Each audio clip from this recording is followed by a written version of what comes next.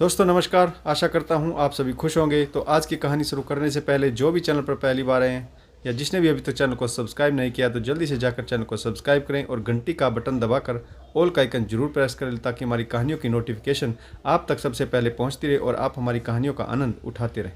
तो दोस्तों अगर आपको कहानी अच्छी लगती है लाइक शेयर और कमेंट्स जरूर करें ताकि हमारा भी हौसला बढ़ता रहे। तो चलिए शुरू करते हैं आज की एक और बेहतरीन कहानी।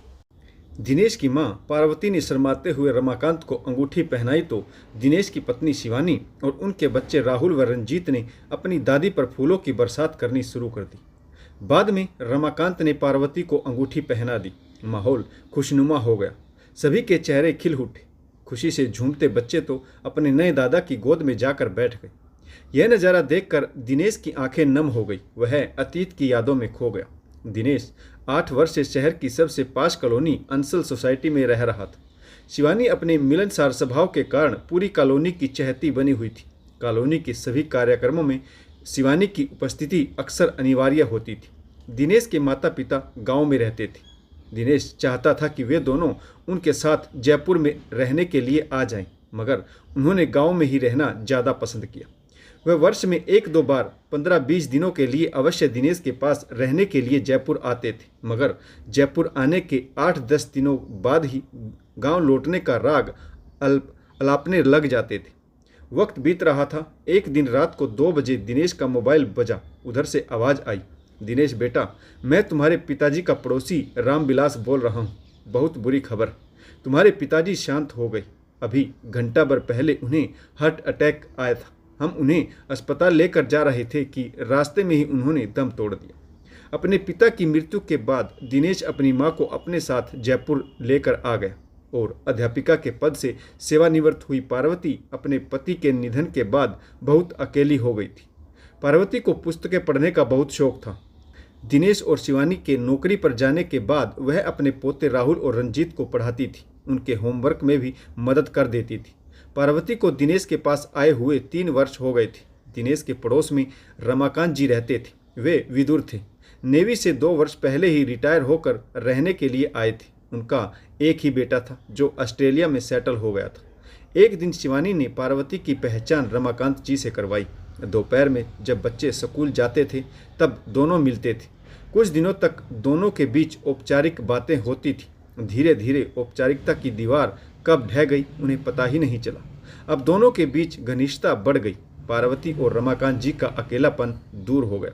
एक दिन शिवानी ने दिनेश से कहा, दिनेश, पिछले कुछ दिनों से माँ में आ रहे बदलाव को तुमने महसूस किया है क्या? दिनेश की समझ में कुछ नहीं आ रहा था। उसने विस्मय से पूछा, मैं कुछ समझा नहीं। शिवानी, तुम क्या कहना चाह रही हो? अरे दिनेश जी, माँ अब पहले से ज़्यादा खुश नज़र आ रही। उनके रहन सहन में भी अंतर आ गया है। पहले माँ अपने पहनावे पर इतना अधिक ध्यान नहीं देती थी।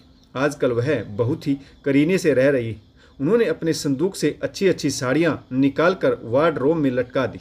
आजकल वे शाम को नियमित रूप से घूमने के लिए जाती।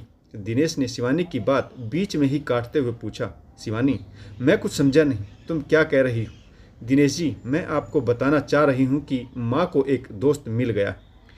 देखते नहीं आजकल उनका चेहरा खिला हुआ नज़र आ रहा है। व्हाट? कैसा दोस्त? कौन दोस्त? शिवानी, प्लीज़ पहली मत बुझाओ, कुछ खुलकर बताओ। अरे दिनेश जी, आजकल हमारे पड़ोसी रमाकांत अंकल और माँ के बीच दोस्ती बढ़ रही है। यह कहती हुई शिवानी खिलखिलाकर हंस पड़ी। वाह, यह तो बहुत अच्छी बात है। हाँ, वैसे भी अकेली पड़ गई थी। वह हमेशा किताबों में ही खोई रहती थी।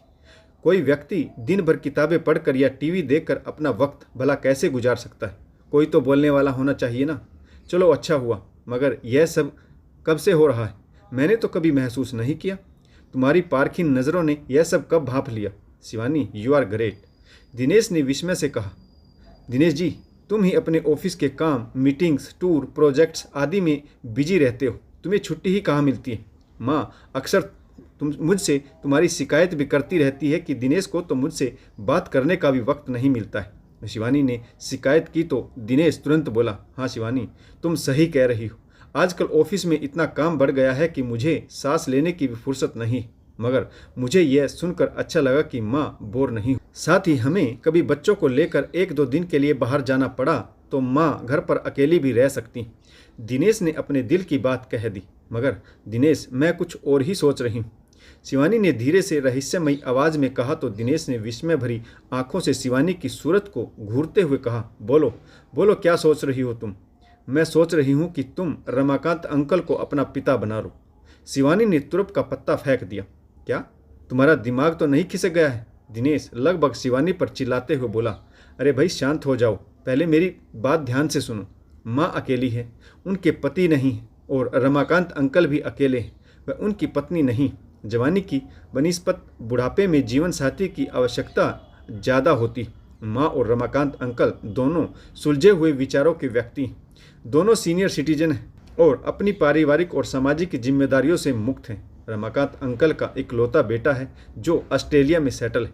रमाकांत अंकल के बेटे रितेश और उनकी पत्नी नेहा से मेरी अक्सर बातचीत भी होती रहती। वह दोनों भी चाहते हैं कि उनके पिता ऑस्ट्रेलिया में हमेशा के लिए आ जाएं, मगर उन्हें तो अपने मातृभूमि से बहुत ज़्यादा प्यार है, किसी भी कीमत पर वहाँ जाने को तैयार नहीं। सेना के अधिकारी जो ठहरे, फिर उनका तो कहना है कि वह आखिरी सांस तक अपने बेटे और बहू को भारत लाने की पूरी कोशिश करते रहेंगे, मगर वे अपनी मातृभूमि मरते दम तक नहीं छोड़ेंगे। दिनेश बड़े ध्यान से शिवानी की सभी बातें सुन रहा था। शिवानी की बात सुनकर दिनेश के चेहरे पर अनभिज्ञता के भाव तेजी से उभरने लगे, जिन्हें शिवानी ने क्षण भर में पढ़ लिया और दिनेश को समझाते हुए बोली, दिनेश जी, आजकल यदि बच्चे सहमत हों तो अपने माता पिता की शादी करवा सकते हैं। आजकल शिक्षित और आर्थिक रूप से स्वतंत्र लोग इस प्रकार की शादी कर अपना जीवन खुशी खुशी जी सकते हैं। दिनेश थोड़ा उखड़ कर बोला, अरे शिवानी, घुमा फिरा कर बात मत करो, सीधी बात बताओ। बता तो रही हूँ, थोड़ा धीरज रखो। शिवानी ने मुस्कुराते हुए कहा, दिनेश, मैं चाहती हूँ कि हम माँ और रमाकांत अंकल को शादी के लिए राजी कर लेते हैं, ताकि दोनों निश्चिंत और स्वच्छंद होकर साथ साथ घूम फिर सकें। शिवानी ने अपने मन की बात कह दी, मगर शिवानी, क्या माँ इसके लिए तैयार होगी? दिनेश ने संदेह व्यक्त किया। क्यों नहीं होगी? वैसे भी आजकल दोनों छुप छुप कर एक दूसरे से मिल रहे हैं, मोबाइल पर घंटों बातें करते हैं। अगर दोनों शादी के लिए तैयार हो जाएंगे तो वह दुनिया से डरे बगैर खुलकर मिल सकेंगे, साथ में भी रह सकेंगे। शिवानी ने दिनेश को आश्वस्त करते हुए कहा, दिनेश, इसकी चिंता तुम मत करो। अपनी ही कॉलोनी में रहने वाली मेरी एक खास सहेली काजल इस मामले में मेरी सहायता करेगी। वह इस प्रेम कहानी से भली भांति परिचित भी। हम दोनों मिलकर इस शुभ कार्य को जल्दी ही लक्ष्य तक पहुंचा देंगे। हमें बस तुम्हारी सहमति की प्रतीक्षा है। शिवानी ने विश्वास के साथ यह कहा तो दिनेश की व्यग्रता कुछ कम हुई। उसने श्याम स्वर में कहा, अगर माँ इसके लिए तैयार हो जाती है तो भला मुझे क्या ऐतराज होगा? उन्हें अपनी जिंदगी अपने हिसाब से जीने का हक तो है ना। दिनेश की सहमति मिलते ही शिवानी और काजल अपने मिशन को लक्ष्य तक पहुंचाने में जुट गई। शिवानी को यह विश्वास था कि पार्वती और रमाकांत अंकल पुराने जमाने के अवश्य हैं, मगर उन्हें आधुनिक विचारधारा से कोई परहेज नहीं। दोनों बहुत ही फ्लेक्सिबल हैं और परिवर्तन में विश्वास रखते हैं। एक संडे को शिवानी और काजल गुलाब के फूलों के एक सुंदर गुलदस्ते के साथ रमाकांत अंकल के घर पहुंच गए। रमाकांत अंकल ने अपने चिर परिचित मजाकिया स्वभाव में उनका स्वागत करते हुए कहा, आज सूरज किस दिशा से उदा हुआ है? आज तो आप दोनों के चरण कमल से इस गरीब की कुटिया पवित्र हो गई। शिवानी और काजल ने औपचारिक बातें समाप्त करने के बाद मुख्य बात की ओर रुख किया। काजल ने कहना शुरू किया, अंकल जी, आपकी और पार्वती मैडम की दोस्ती हम ही नहीं पूरी कॉलोनी जानती। इस दोस्ती ने आप दोनों का अकेलापन और एकांतवास खत्म कर दिया। कॉलोनी के लोग क्या कहेंगे, यह सोचकर अक्सर आप दोनों छुप छुप कर मिलते हैं। अंकल, हम चाहते हैं कि आप दोनों एक दूसरे से शादी कर लो और दोनों खुलकर दुनिया के सामने आ जाओ। कुछ गंभीर बने रमाकांत जी ने बीच में ही पूछा, मैं समझ नहीं रहा हूँ, तुम क्या कहना चाहती हो? अंकल जी, आप और पार्वती मैडम शादी कर लो, फिर आपको दुनिया का कोई डर नहीं रहेगा। कानूनी रूप से साथ साथ रह सकते हो और घूम फिर भी सकते हो। यह कहती हुई शिवानी ने इस बारे में विस्तृत जानकारी रमाकांत जी को दे दी।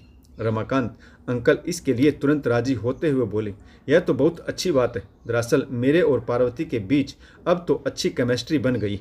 हमारे विचारों में भी बहुत समानता है। हम जब भी मिलते हैं तो घंटों बातें करते हैं। पार्वती जी को हिंदी साहित्य की बहुत अच्छी जानकारी है। उसने अब तक मुझे हिंदी की कई प्रसिद्ध कहानियाँ भी सुनाई। अंकल जी, अब पार्वती मैडम को शादी के लिए तैयार करने की जिम्मेदारी आपकी होगी। Yes, don't worry, I will do it. मगर जैसे आप दोनों ने मुझसे बात की है वैसे एक बार पार्वती जी से भी बात कर लो तो ज़्यादा ठीक रहेगा। बाकी मैं संभाल लूँगा।